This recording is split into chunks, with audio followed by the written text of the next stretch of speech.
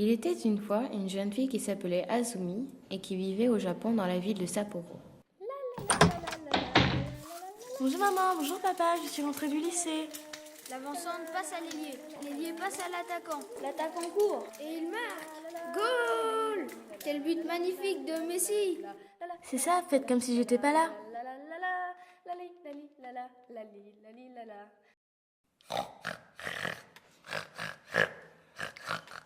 Ah, mon fidèle Chucky, heureusement que tu es là, toi.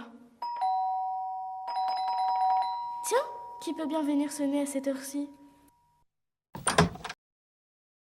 Oh, c'est un paquet pour moi. Et il y a un mot avec. Cher Azumi, voici un cadeau qui, je l'espère, va changer ta vie. À tout jamais. Sûrement un admirateur secret. Je me demande ce que c'est. Voyons voir ce qu'il y a dans cette boîte. Ouah, un pendentif. Comme il est beau, je vais le mettre tout de suite. Quoi? Tu trouves que ça ne va pas? Mais qu'est-ce qui t'arrive? Qu'est-ce qui se passe?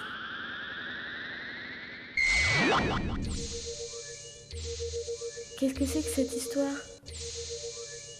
Je ne comprends pas. Pourquoi est-ce que ce n'est plus mon image que je vois dans le miroir? Est-ce que je deviens folle? Poussée par la curiosité, Azumi décida de poser sa main sur l'étrange reflet. Incroyable!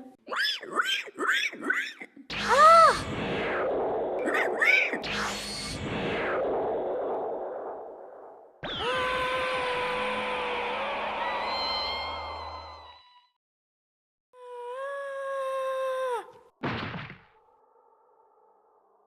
Qu'est-ce qui s'est passé?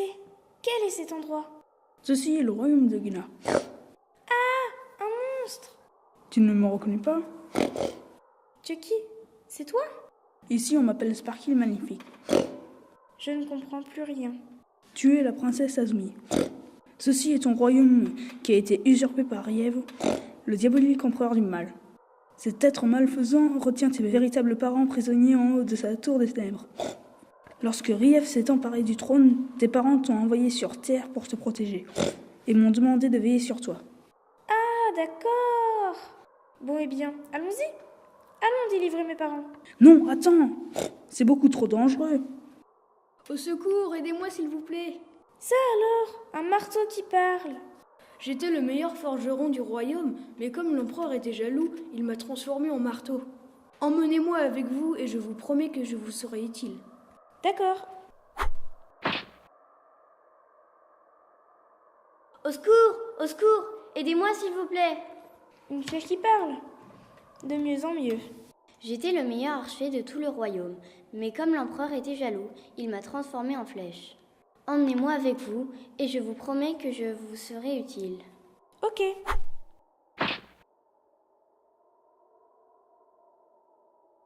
Au secours! Au secours! Aidez-moi s'il vous plaît! Des chaussures qui parlent maintenant. Oh, on aura tout vu.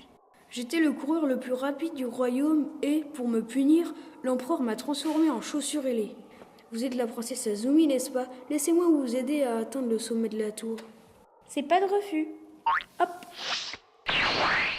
Hé! Attendez-moi!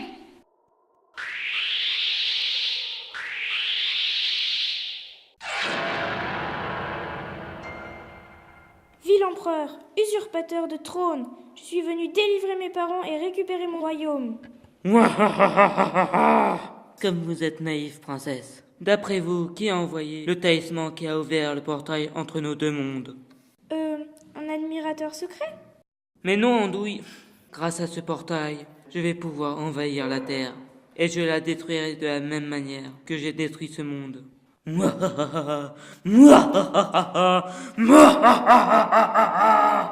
C'est ce qu'on va voir.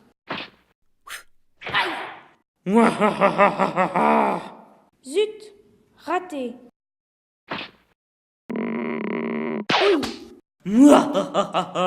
Bon sang, ça ne sert à rien. Je n'arrive pas à le blesser.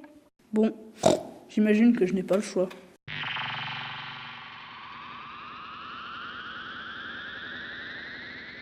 Sparky le Magnifique décida alors de renoncer à ses pouvoirs et d'en faire cadeau à la princesse qu'il avait juré de protéger. Princesse, tendez votre épée. Prends ça! Non!